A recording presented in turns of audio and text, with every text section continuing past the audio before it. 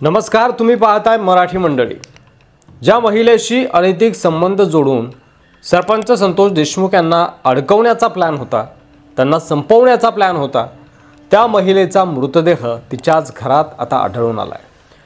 चक्क मृतदेह सडून दुर्गंधी यायला लागली तेव्हा कुठे लोकांना माहीत झालं आणि मग पोलिसांनी दखल घेत कारवाई केली आणि आता 2 आरोपी पोलिसांच्या ताब्यात आहे असं कळतंय।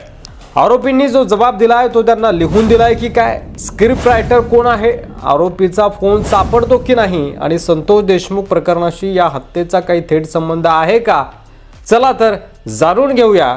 त्यासोबतच हे देखील पाहणार आहोत की एवढी सगळी संपत्ती या मृत पावलेल्या हत्या झालेल्या मनीषा बिडवे यानं कमवली कशी। मनीषा बिडवे ही अनेक नावाने वावरत होती। मुख्य आरोपी असलेल्या रामेश्वरला ती आपले लग्न झाल्याचे फोटो आहेत असं म्हणायची। कळंब ठाण्यातही ती काही वेळा तक्रार करण्यासाठी आल्याचं समजतंय। तक्रार देते म्हणून तिने अनेकांना ब्लॅकमेलिंग केलं आणि त्यातूनच तिने लाखो रुपये उकळल्याचं समोर आलंय। या सर्व प्रकारातून महिलेनं कळंबमध्ये जवळपास पाऊण कोटींच्या घरात किंमत असलेले 2 रो हाऊस आणि आडस येथे एक शॉपिंग कॉम्प्लेक्स कमवल्याची देखील माहिती समोर येते। मागील 2 दिवसापासून मनीषा बिडवे प्रकरणाचा संबंध केज तालुक्यातील मस्साजोगचे सरपंच संतोष देशमुख हत्या प्रकरणाशी जोडला जात आहे। यातील मुख्य आरोपी रामेश्वर भोसले हा तिचा ड्रायव्हर याने दिलेल्या जबाबावरून हा खून वैयक्तिक कारणातून झाला आहे। त्याचा सरपंच संतोष देशमुख हत्या प्रकरणाशी कोणताही संबंध नसल्याचं पोलिसांनी सांगितलंय।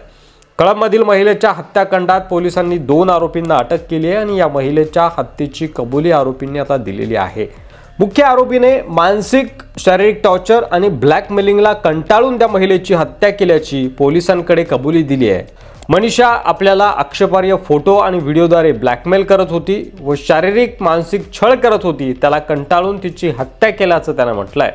विशेष म्हणजे हत्येनंतर तो 2 दिवस तिच्या मृतदेहासोबत एकाच खोलीत देखील राहिला होता।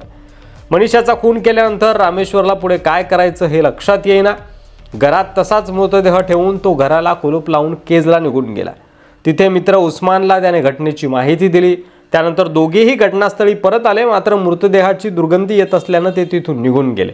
रामेश्वरने त्याचा मोबाईल उस्मानकडे दिला होता। मनीषाच्या मोबाईलमध्ये रामेश्वरचे काही नग्न फोटो आणि आक्षेपार्ह व्हिडिओ होते आणि त्यामुळे रामेश्वरने तो मोबाईल फरार होताना आपल्या सोबत तो घेऊन गेला होता।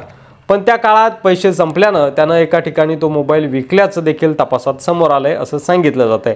तो मोबाईल आता ट्रॅक करून जप्त करण्यात येणार आहे आणि त्यामुळे या प्रकरणातील काही माहिती त्या मोबाईलमध्ये आढळून येईल असा अंदाज पोलिसांना आहे। त्या दिशेने आता पोलीस तपास करत आहेत। रामेश्वर आणि मनीषा यांच्यात घटनेच्या दिवशी वाद झाला। घटनेच्या दिवशी म्हणजे 22 मार्च रोजी मनीषाने रामेश्वरला उडबशाही काढायला लावल्या होत्या आणि या अपमानास्पद वागणुकीमुळे संतापलेल्या रामेश्वरने रागाच्या भरात तिच्या डोक्यात हातोडा मारला। मनीषाच्या डोक्याला मोठी जखम झाली आणि त्यातून रक्त वाहत होतं। मला खूप लागलंय, दवाखान्यात घेऊन चल असं ती म्हणाली होती, परंतु रागात रामेश्वरनं तिला तिथंच ठेवलं। त्यानंतर प्रचंड रक्तस्रावामुळे तिचा मृत्यू झाल्याचं आता समोर आलंय।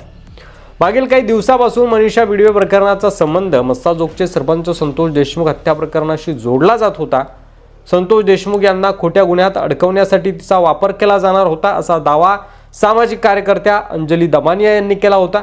मात्र रामेश्वर भोसलेच्या कबुली जबाबामुळे, जो की मनीषा बिडवे हिचा ड्रायव्हर होता आणि त्यानंच तिचा खून केला असं त्याने कबुली दिलेली आहे।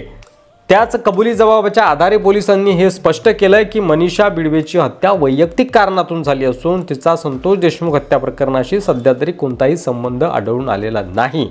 काही लोकांनी खातरजमा न करता दोन्ही प्रकरणं जोडल्याने गोंधळ निर्माण झाल्याचं पोलिसांनी म्हटलंय।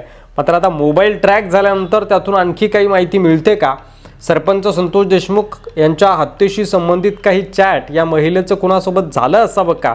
तिचा खून खरंच आरोपींनी जी कबुली दिली आहे त्याच कारणांमुळे झाला आहे का, की त्यांना फक्त मोहरा म्हणून वापरलं जातंय? आणि अजून काय काय सत्य या दोन्ही प्रकरणातून बाहेर येतं हे पाहण्यासारखं असणार आहे।